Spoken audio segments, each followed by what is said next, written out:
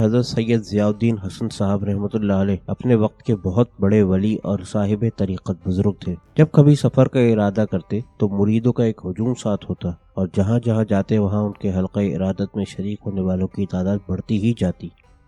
حاجت مند اپنی مرادیں لے کر آتے، گناہگار عفو و کرم کی دعاؤں کے لیے آتے، پریشان حال اپنی مشکل کشائی کے لیے اعانت طلب کرتے، اور ہر آنے والا حضرت قبلہ رحمۃ اللہ علیہ کی درگاہ سے مستفید ہی ہوتا۔ حتیٰ کہ خود نواب بھوپال حمید اللہ خان مرحوم نے ان کا دامن پکڑا، کیونکہ نواب مرحوم کی گدی خطرے میں تھی، اور حضرت قبلہ رحمۃ اللہ علیہ کی دعا سے ہی آخرکار سرکار برطانیہ نے ان کو بھوپال کا فرما روا تسلیم کیا۔ لیکن ایک دفعہ حضرت قبلہ رحمۃ اللہ علیہ کو ایک عجیب حاجت مند سے سابقہ پڑھا۔ اس زمانے میں حضرت صاحب رحمۃ اللہ علیہ حیدرآباد دکن کے دورے پر آئے ہوئے تھے۔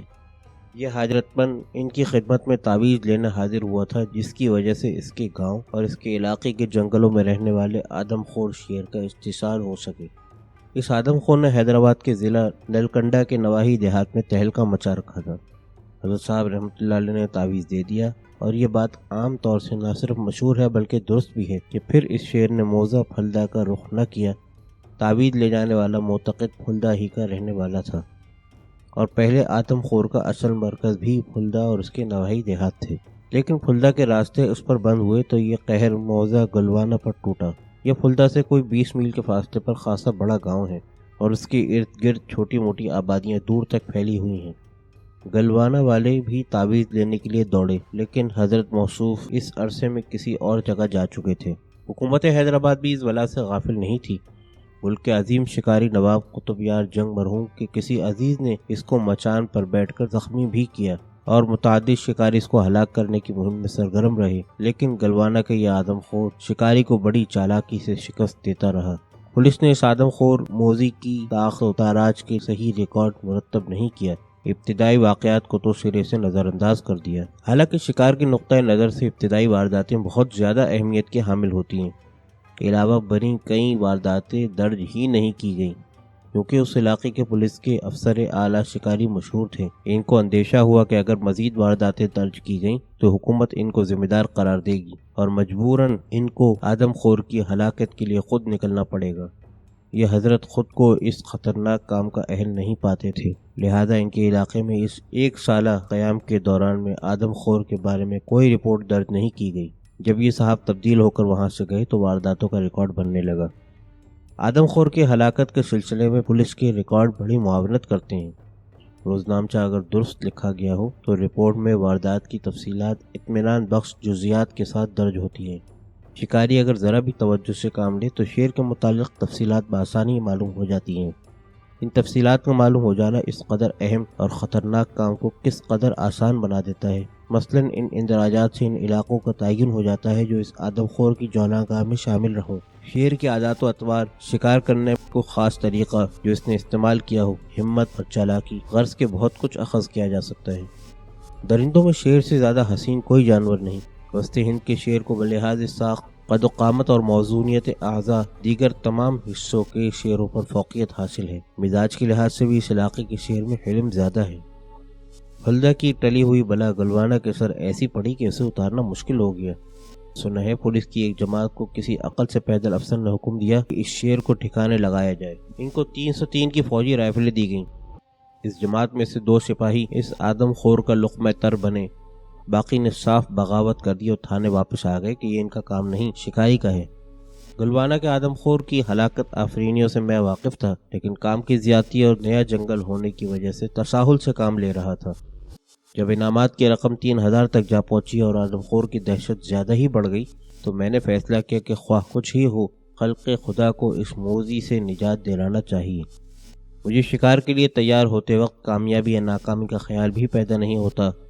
پالم پور، کھلیا کھیڑی، سوکھی سوئیاں، رائے پور اور ناگپور جیسے جنگلوں کے خونخوار شیروں کو میں نے ٹھکانے لگایا۔ گلوانہ کے آدم خور کی ہلاکت کا ارادہ کرتے وقت نہ جانے کیوں مجھے خطرے کا احساس ہوتا۔ بہرحال میں ریاست ابراہیم نگر CP سے ہو کر حیدرآباد دکن پہنچ گیا۔ نلکنڈا یوں تو حیدرآباد سے کافی فاصلے پر ہے، لیکن سڑک اچھی اور خاصی آرام دہ ہے، اور چونکہ راستے میں زیادہ آبادیاں نہیں اس لیے کسی جگہ بار بار ٹھہرنا نہیں پڑتا۔ میں صرف ایک جگہ بس سے اترا میرے ہمراہیوں نے بتایا کہ یہاں کی گلاب جامنیں بہت لذیذ ہوتی ہیں، اور جب چینی کی شفاف پلیٹ میں بلائی سے ڈھکی ہوئی گلاب جامنیں مجھے پیش کی گئیں تو طبیعت خوش ہو گئی۔ میں پہلے نلکنڈے پہنچا، پھر گلوانا۔ جدھر نظر اٹھتی تھی ادھر سرسبز و شاداب جنگل نظر آتے۔ ان جنگلوں کے درمیان سربلند پہاڑ قدرت کی حشر سامانیوں سے مبہوت چشم حیرت بنے کھڑے تھے۔ گلوانا کے قریب سے کوئی ندی نالا نہیں گزرتا تھا، لیکن قریب ہی ایک قدیم تالاب تھا جس کے نزدیک ایک پہاڑی سے پھوٹنے والا چشمہ اس تالاب کو بھرا رکھتا۔ اس تالاب سے نکل کر کئی نالیاں گلوانا کے کھیتوں کو سیراب کرتی ہیں۔ دوسرے روز میں صبح چہل قدمی کے لیے اس تالاب کی طرف جا نکلا اور آبادی کے مخالف سمت والے کناروں پر بے خیالی میں نظر ڈالی تو تازہ ماغ یعنی شیر کے پیروں کے نشان دکھائی دیے۔ میں ٹھٹک گیا، آبادی کے اتنے نزدیک، بالکل گاؤں کے کنارے پر۔ دلاور بھی 375 میگنم لیے ہوئے ساتھ تھا۔ میں نے ہاتھ بڑھا کر نامعلوم کیوں رائفل اس سے لے لی، میگزین کھول کر کارتوس چیمبر میں لگا کر سیفٹی کیچ لگا دیا۔ اس کے بعد میں نے دلاور کو بھی ماغ دکھایا۔ ہم دونوں نے متفقہ فیصلہ کیا کہ نر شیر کے ماغ ہیں جس نے صبح سے کچھ ہی پہلے پانی پیا ہے۔ اب یہ کسی آدم خور کے ماغ ہیں یا کسی اور شیر کے، یہ بات نظر انداز نہیں کی جا سکتی تھی۔ تاہم شیروں کی خصلت اور عام عادات کے پیش نظر میں یہ خیال کم ہی کر سکتا تھا کہ اس علاقے میں آدم خور کے علاوہ کوئی دوسرا شیر ہوگا۔ گلوانا کے اطراف میں تو اس آدم خور کی ہی حکومت تھی، وہاں کسی دوسرے کی مداخلت آسان نہیں، الا اس صورت میں کہ بڑے میاں اس حد تک ناکارہ ہو گئے ہیں کہ کسی زبردست جوان شیر کی قوت و چستی کا مقابلہ نہ کر سکتے ہوں۔ ماغ سے اندازہ ہوتا تھا کہ شیر 10 فٹ سے کچھ ہی کم ہوگا۔ دلاور ماغ کو دیکھ کر قد اور لمبائی کا بڑی حد تک درست قیاس کر لیتا تھا، یہ اسی کا خیال تھا۔ میں نے دلاور کو گاؤں دوڑایا کہ نمبردار اور دوسرے لوگوں کو بلا لائے۔ اگر ان میں سے کوئی یہ بتا سکے کہ یہ آدم خور ہی کے ماغ ہیں تو کوئی صحیح نتیجہ اخذ کیا جا سکے گا۔ میں جانتا تھا کہ اس علاقے میں ندی نالوں کی کمی ہے، جو نالے ہیں وہ برساتی ہونے کی وجہ سے ادھر پر آب ہوئے ادھر خشک ہوئے۔ یہی وجہ تھی کہ گلوانا کے تالاب کے کناروں پر دوسرے جنگی جانوروں کے نشانات بھی ملتے تھے۔ ذرا دیر بعد گاؤں کے آدمی آ گئے۔ ان میں سے ہر شخص نے آدم خور کے ماغ یعنی اس کے پیروں کے نشان دیکھے تھے اور سب نے یہی بتایا کہ یہ آدم خور کے ہی ماغ ہیں۔ تاہم مجھے اطمینان نہیں ہوا۔ میں اس جگہ کھڑا گاؤں والوں سے یہی باتیں کر رہا تھا کہ مجھ سے کوئی 200 گز کے فاصلے پر واقع شریفوں کے باغ سے 2-3 آدمیوں کے باغ باغ چلانے کی آواز آئی۔ ساری آوازیں دہشت میں ڈوبی ہوئی تھیں۔ دن دہاڑے گاؤں کے اتنے قریب، پھر ایک اچھے خاصے مجمع کے باوجود شیر نے وہاں آنے کی جرات کی۔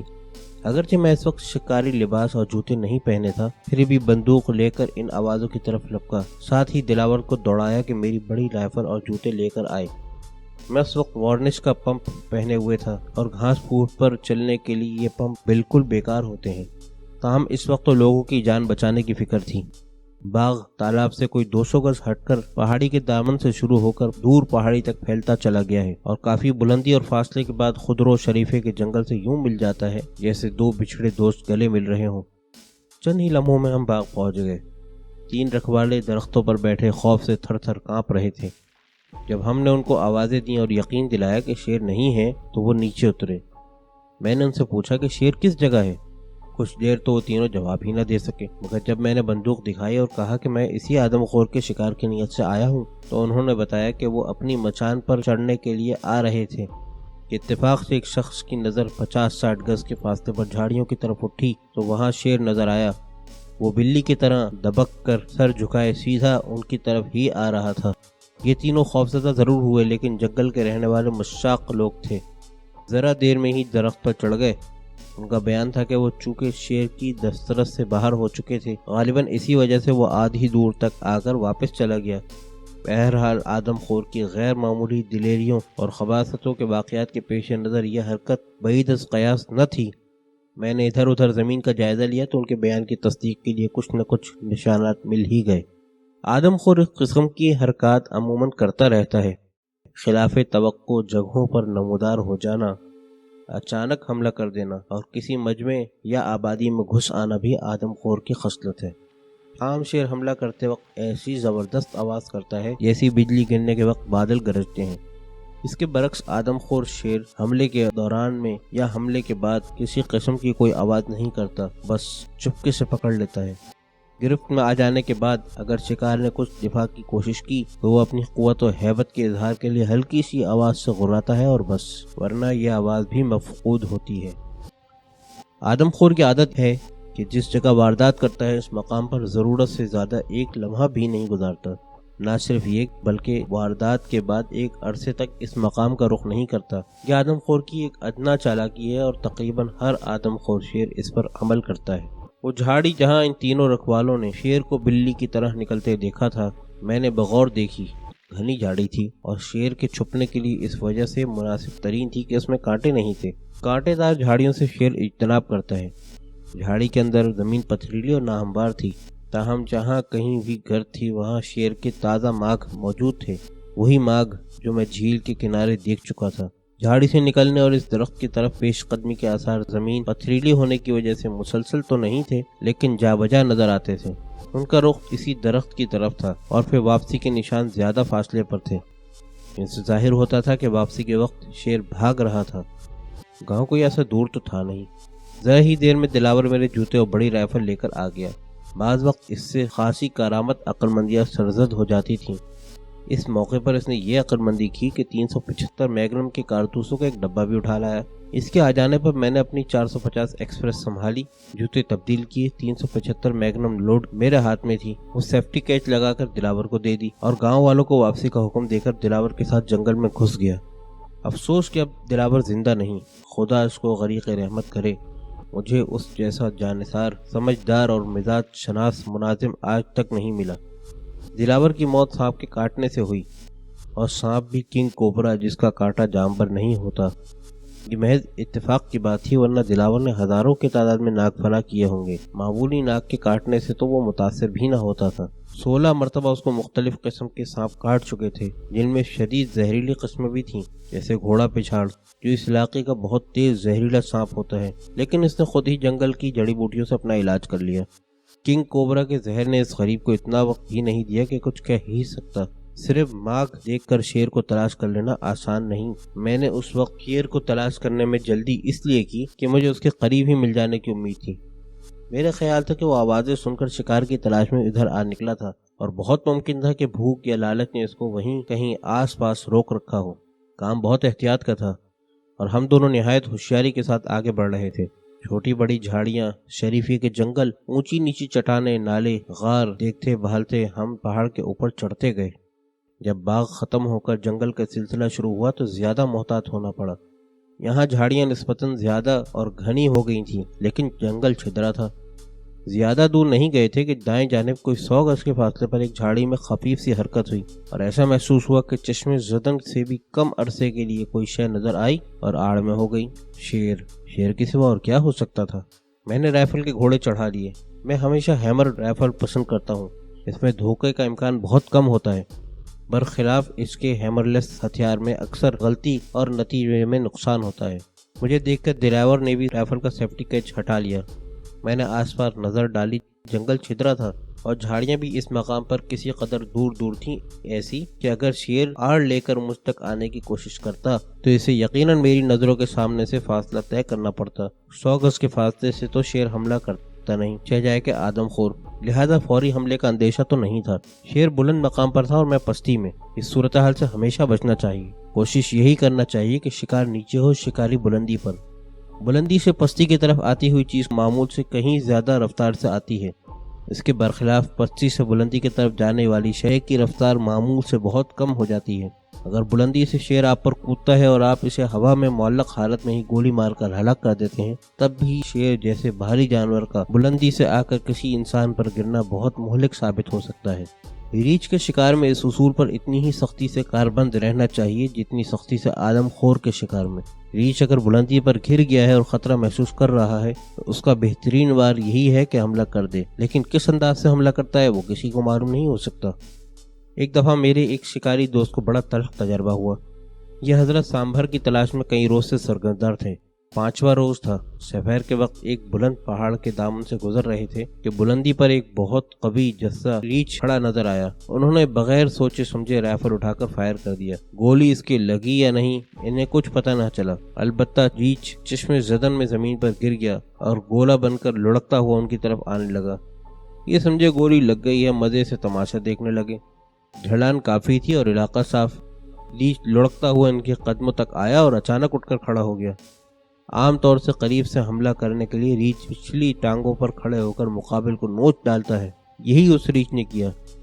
یہ حضرت اتنے غافل تھے کہ انہیں رائفل اٹھانے کا بھی موقع نہیں ملا۔ ریچھ نے کھڑے ہوتے ہی اگلے پنجوں سے ان پر حملہ کر دیا۔ انہوں نے رائفل کو دونوں ہاتھوں میں لاٹھی کی طرح پکڑا اور اس پر حملہ روکا۔ لیچ دونوں پنجے رائفل کی نال پر جمائے اس کے اوپر سے منہ ڈال کر ان کا سر پکڑنے کی کوشش میں تھا۔ ان کی خوش قسمتی کہ ان کے ساتھی پہنچ گئے اور ریچھ کو مار دیا، ورنہ یہ زیادہ دیر تک اس کا مقابلہ نہیں کر سکتے تھے۔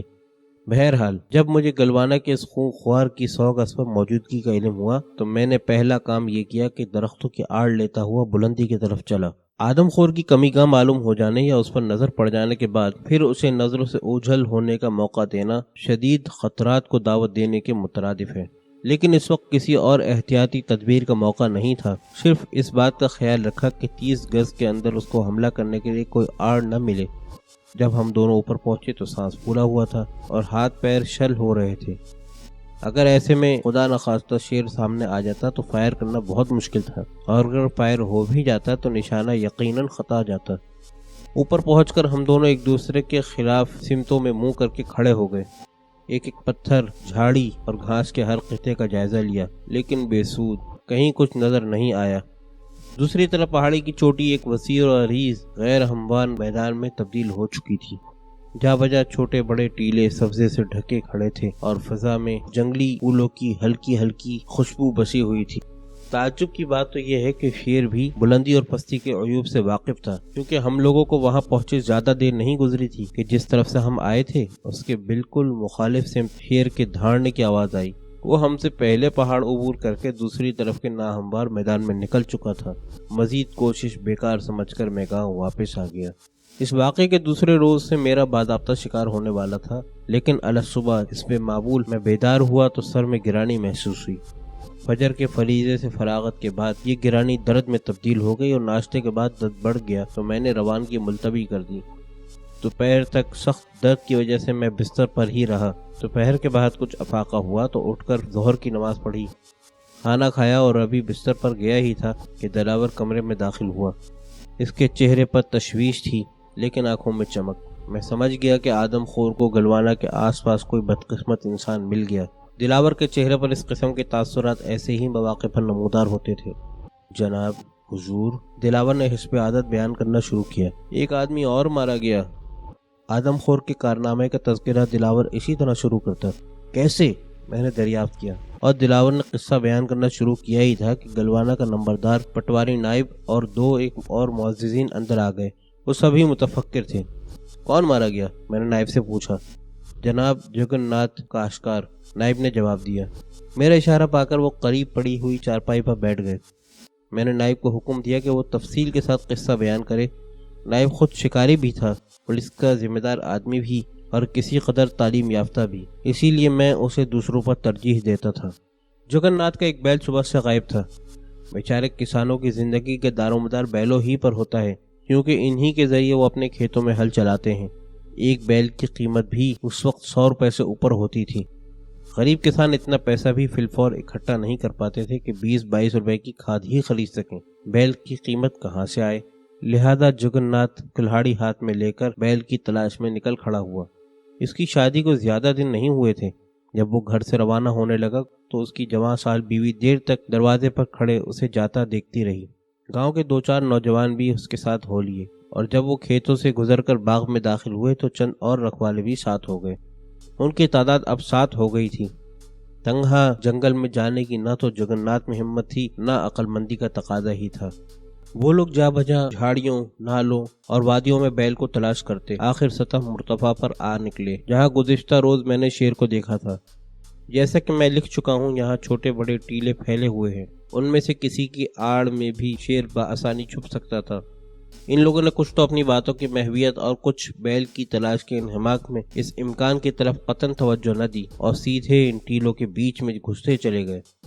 غالباً وہ آدم خور ان کا دیر سے تعاقب کر رہا تھا اور اس جگہ کو بہترین کمی کا خیال کر کے یہیں دبکا بیٹھا رہا۔ ادھر یہ پارٹی 2 ٹیلوں کے درمیانی خلا میں داخل ہوئی. ادھر ایک جھاڑی سے آدم خور نے چھلانگ لگائی اور قریب ترین شخص پر چھا گیا. یہ شخص خاصا طاقتور اور لمبا تڑنگا جوان تھا. شیر نے اسے کولہوں پر سے پکڑا تھا. اس نے کلہاڑی گھما کر اس کے سر پر رسید کی اور ذرا سی جدوجہد کی تو شیر نے غرا کر چھوڑ دیا. شیر کے سر پر کلہاڑی کا زخم آیا تھا جس سے خون بہہ نکلا. جگن ناتھ نے اپنے ایک ساتھی کو موت کے منہ میں دیکھا تو کلہاڑی کا بھرپور وار اس کے سر پر کیا. اس عرصے میں باقی لوگ بھاگ کر درختوں پر چڑھ گئے تھے.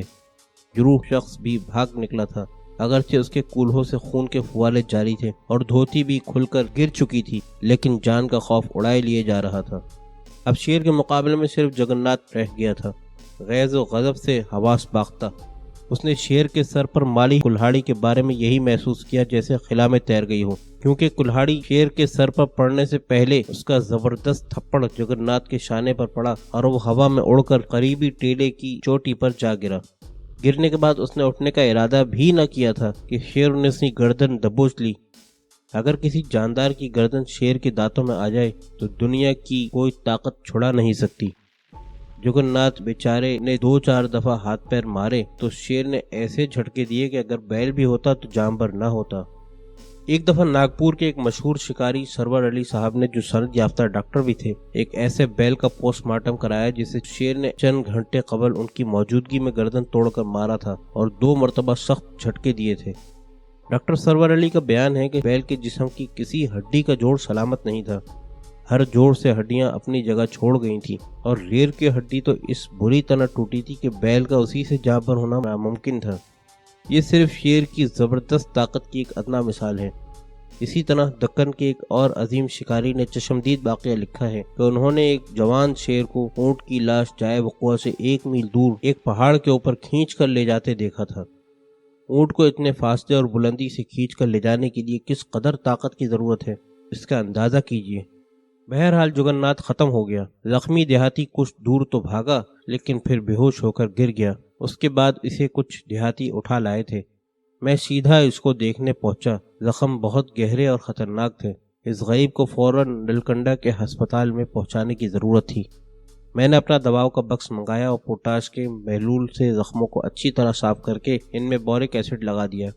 اس کے سوا اور ابتدائی طبی امداد کیا ہو سکتی تھی، کیونکہ جن مقامات پر شیر کے دانت کولہوں کے گوشت میں داخل ہوئے تھے وہاں 1.5 مربع انچ کے زخم تھے، جن کی گہرائی کا اندازہ 2 سے 2.5 انچ تک کیا جا سکتا ہے. شیر کے پنجے کا زخم اتنا خطرناک نہیں ہوتا جتنا اس کے دانتوں کا. گوشت کے ریشے وغیرہ اس کے دانتوں میں پھنس کر سڑ جاتے ہیں اور اسی سڑے ہوئے گوشت کے ریشوں کی وجہ سے اس کے دانتوں میں زہریلا مادہ پیدا ہو جاتا ہے اور شیر کے دانتوں کے لگائے ہوئے زخموں کی خاص نگہداشت کی جاتی ہے. اس کے باوجود اکثر زخم خراب ہو جاتے ہیں. نظام کے چھوٹے بیٹے اعظم جاہ نے میرے لیے شکار کا خاص اہتمام کیا تھا. ان کے کئی آدمی میری خدمت پر مامور تھے. پولیس کی ایک جماعت بھی میرے باڈی گارڈ کی حیثیت سے گاؤں میں موجود تھی. چنانچہ میں نے زخمی کو فوراً پولیس کے 2 سپاہیوں کی معیت میں نلکنڈے روانہ کر دیا. اس کے بعد مجھے جگن ناتھ کی جوان سال بیوہ کی فکر لاحق ہوئی. مجھے بتایا گیا تھا کہ وہ شوہر کی ہلاکت کی اطلاع پا کر ذرا دیر خاموش رہی، پھر گھر سے نکل کر کھیتوں کی طرف چلی گئی. اس کے بعد سے اس کی کوئی خبر نہیں. گاؤں کے لوگوں نے اسے بہت تلاش کیا مگر بے سود. آس پاس کے جنگل میں اس کا کوئی نشان نہیں ملا. یہ میں کسی طرح نہیں مان سکتا تھا کہ آدم خور نے اس کو بھی مار دیا ہوگا، کیونکہ جگن ناتھ کو ہلاک کرنے کے بعد وہ شکم سیر ہو چکا تھا اور شکم سیر ہونے کے بعد اس کا اس علاقے سے نکل جانا یقینی بات تھی. پھر جگن ناتھ کی بیوی کیا ہوئی؟ میں نے فوراً لباس تبدیل کیا، رائفل اور کارتوس اچھی طرح دیکھے اور ایک رہبر کوپال اور دلاور کو ساتھ لے کر شکار تلاش کے لیے نکل کھڑا ہوا.